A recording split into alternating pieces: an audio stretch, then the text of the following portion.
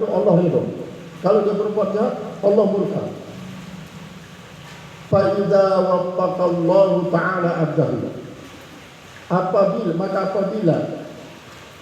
waffaqallahu, menyenangi oleh Allah Subhanahu wa taala abdahu, hambanya lis-shalihat, atau apabila menunjuki oleh Allah Subhanahu wa taala akan hambanya untuk berbuat bagus. Sarah berarti dia menyukai, dia senang kepada hamba itu. Sarah zalika, menyenangkan akan dia kata hamba zalika oleh amal bagusnya itu. Li'annahu, karena bahwasanya dia alamatun ala ridahu anhum, menjadi tanda atas ridanya Allah taala daripada itu hamba. Wa ghalaba hina idin, dan telah menang ketika itu rajauhu, harapannya, ketika itu menang harapannya.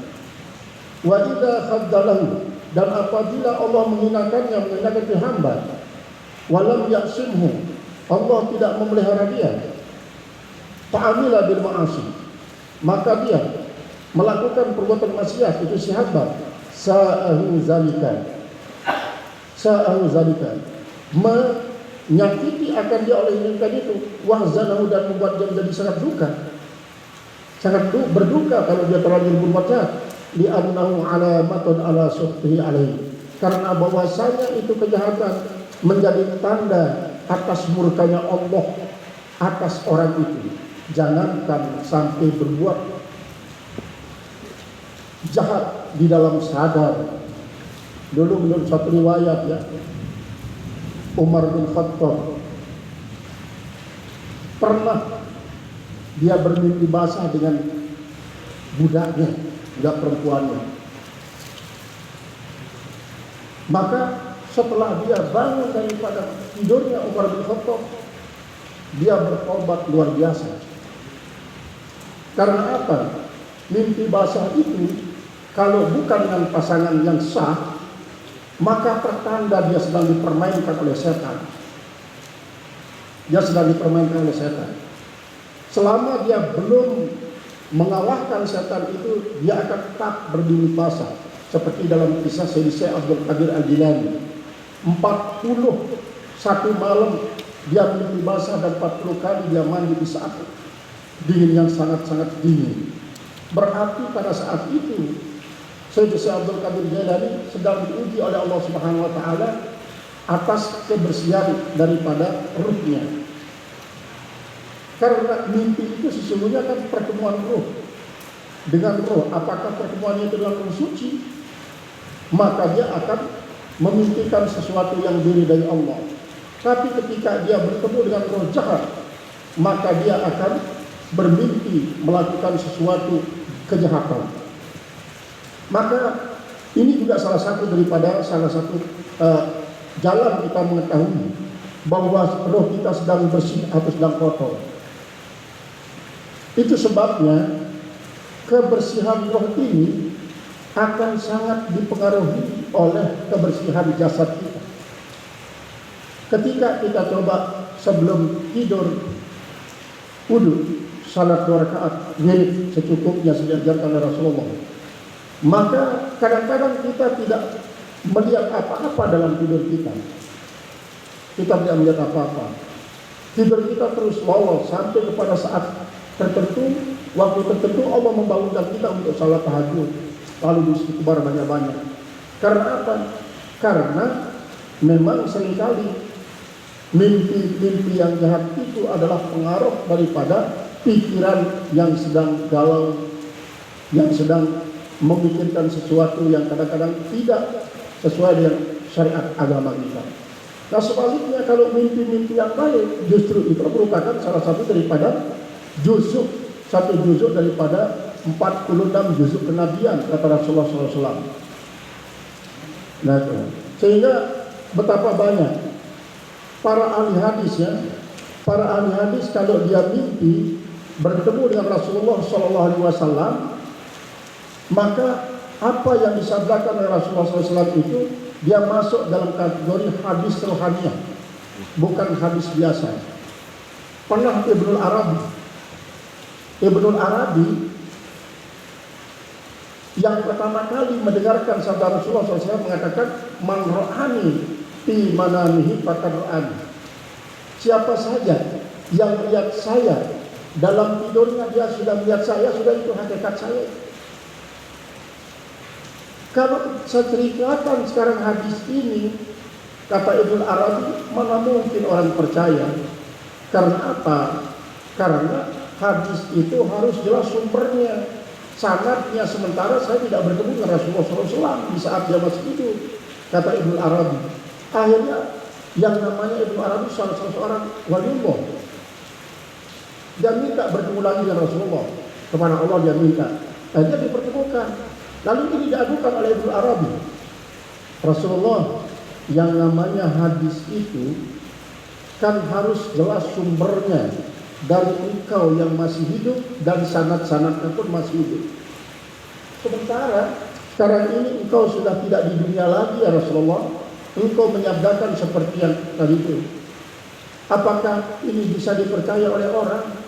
Kenapa kawan sibuk mau dipercaya atau tidak? Kalau kau sampaikan bahwa ini ucapanku dalam mimpi, itu sebagai hadis rohani namanya, bukan hadis seperti biasa. Hadis rohani, kata daripada Rasulullah pada Ibnu Arabi. Akhirnya dengan jawaban ini, lalu Ibnu Arabi justru semakin kuat dia, bahwa bertambahlah hadis Rasulullah yang dia hafal. Banyak sekali itu ya, banyak sekali. Tetapi kebanyakan hadis-hadis ini itu yang disampaikan oleh ahli yang marifatnya sudah tinggi. Jadi marifat jasad, marifat nafs, kemudian marifat qalbi, marifat ruh, dan marifat sir.